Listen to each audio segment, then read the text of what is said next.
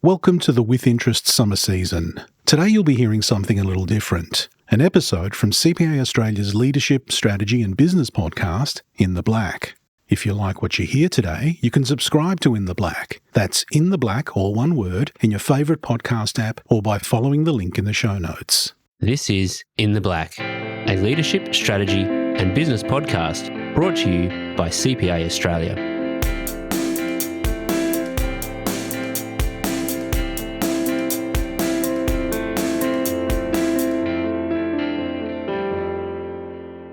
Welcome to CPA Australia's In the Black podcast. I'm Jacqueline Blondell, and today we're diving into AI governance and what responsible AI means.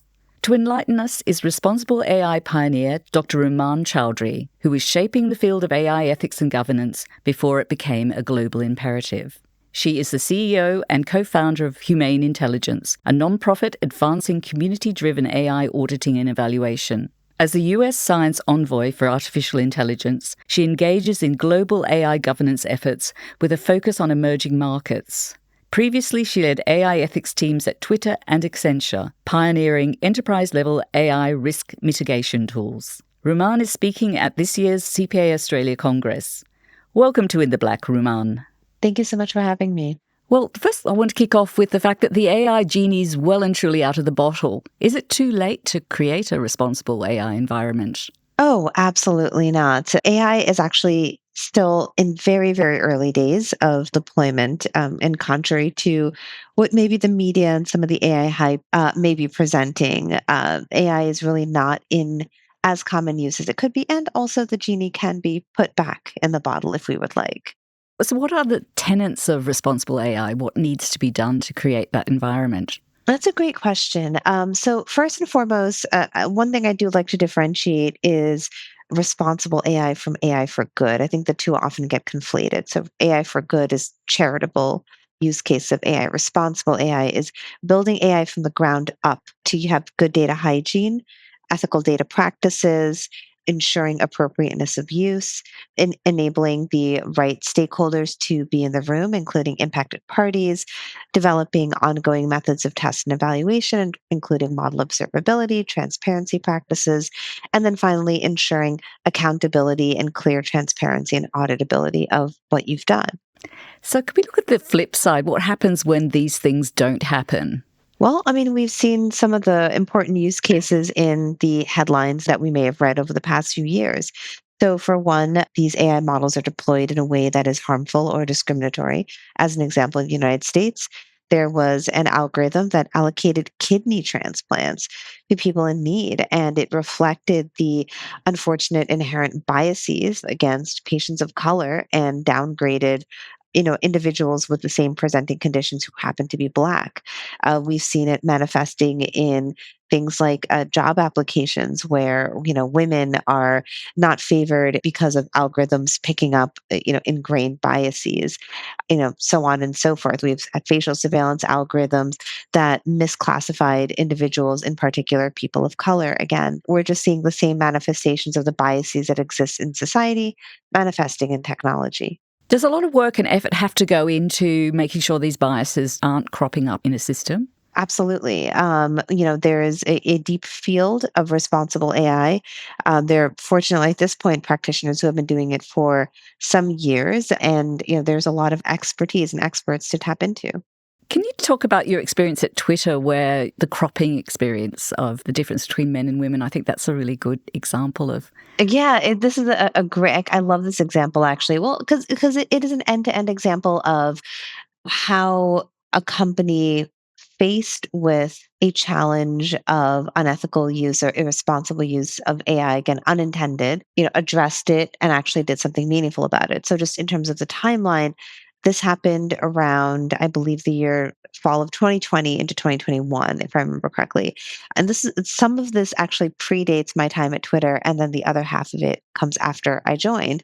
And it was one of the reasons I joined. So what happened in the fall of, I believe, 2020, users on Twitter noticed that the automatic cropping algorithm would tend to favor light-skinned faces over dark-skinned faces. And, sort of the citizen data science that is Twitter, and again, this is Jack Dorsey's Twitter, not Elon Musk's X.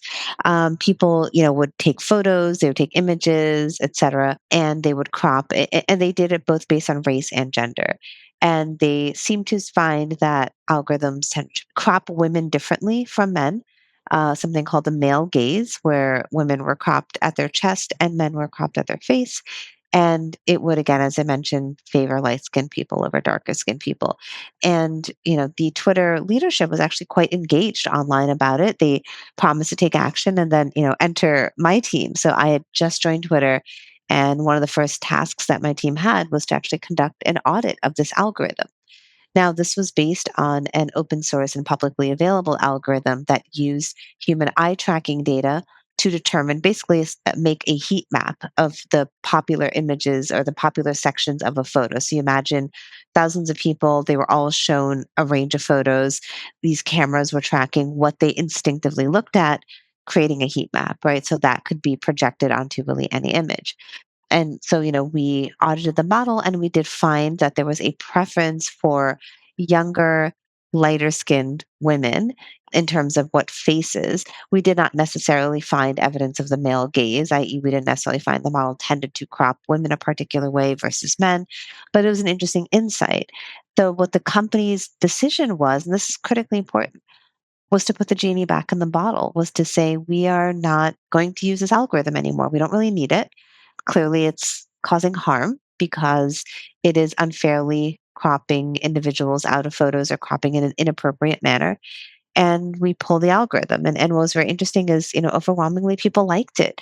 And a particular niche community of people, specifically photographers, were incredibly happy. If you are a professional or an amateur photographer, you know that you spend a lot of time framing your shots.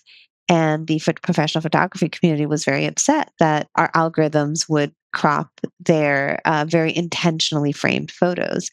So, yeah, it's a great example of how a company took what could have been a PR nightmare and not only turned it into a positive use case, but also an example of how AI is not inevitable. That's brilliant to know. Let's turn to sovereign AI. Can you explain what it actually is and some of the initiatives that are happening in countries like Singapore, Malaysia, and India, and how they're ensuring effective AI governance? Yes. So sovereign AI is sort of a new global trend geopolitically where countries are trying to build their own homegrown AI models. So what does that mean? That means owning everything from the data centers to the data to the models, having at-home talent, building them, testing and deploying them. And, Singapore actually is leading the pack. They have a model called Sea Lion that has been built for some years and has been in existence for some years, but also they're following suit in other countries like Korea, Japan, as well as a few others. How does sovereign AI work with the big AI companies that are already out there? Yeah, well, so my nonprofit Humane Intelligence does test and evaluation of generative AI models. One of the things we did last year was a comprehensive evaluation of multiple models working with the Singapore government and 9 other different countries to test how these models performed. And when I say these models, one of them was Sea Lion and then also sort of the major AI model companies. And when you ask how it performs, it's a really great question. The answer to which is it depends on what you mean by perform, right? So, of course, these models that have been around or that have been in development for almost a decade at this point by big Silicon Valley companies that have hundreds of billions of dollars of deep pockets perform quite well across a wide range of generalized metrics. But if we're going to talk about specificity as it relates to cultural relevance, potential ingrained biases, again, related to culture or language, or even linguistic performance, the native language models can be built to perform better. Oh, that's great to know. So do you think more countries are going to move towards sovereign AI, and how will that affect the big AI companies? So the short answer is yes, there is a big push. I think most recently it was Korea making the headlines for making a pretty significant investment in building out their homegrown AI models. India is also following suit. A lot of them are designing them as global competitions for, to encourage startups to start building large language models in their native languages. What does that mean for the bigger AI model companies? I think that maybe it has spurred a bit of a incentive to focus on languages other than English. Maybe it's an incentive to focus on different types of cultural nuances or geographic nuances or linguistic nuances. And I do think that there is an appreciation that AI is truly global. Let's drop down from the geopolitical and global to the personal. Do you think you can make AI friends? Like AI companions, like actual friends? Yes.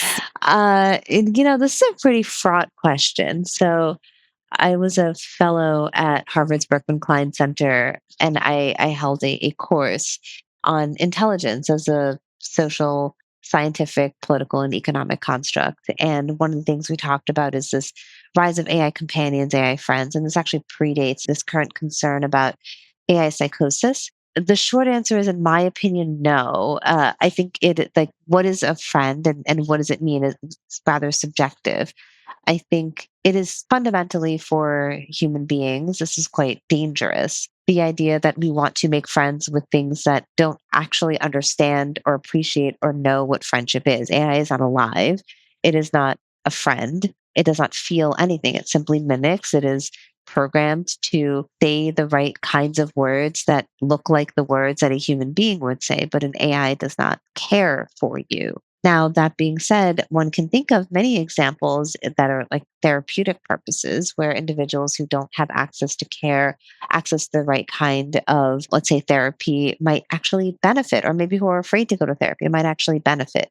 I do draw the line at saying friends, right? Because if we are creating a society because of technology in many cases in which people are unable to actually create friends with other human beings, we have a deeper, more fundamental problem. And the answer to that is not simply sticking a Band-Aid on it and say, make AI friends.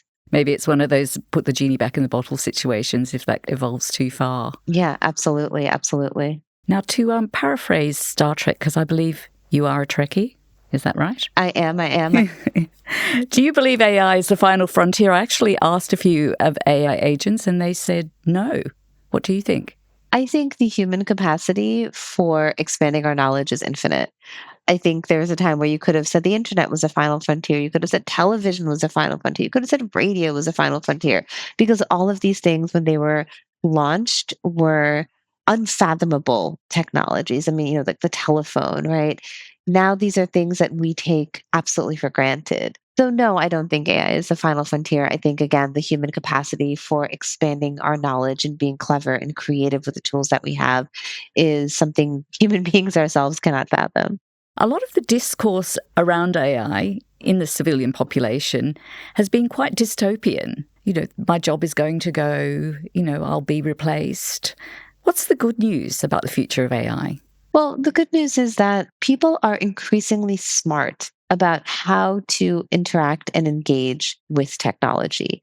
I think that there are actually a lot of quite brilliant people who are working on creating ethical AI, and the average consumer is not just blindly accepting what companies are telling them. And I think that's always a very, very positive thing when that happens. I think there's also a healthy amount of scrutiny and oversight from a wider range of people, including governments, but not always. Like civil society is quite strong in this case. And I don't think it's an inevitability that we will arrive at this AI dystopia. I do agree with you that there tends to be this dystopian narrative that we seem to be drawn to. And maybe it's, kind of the human nature for the macabre. Like we love to be scared.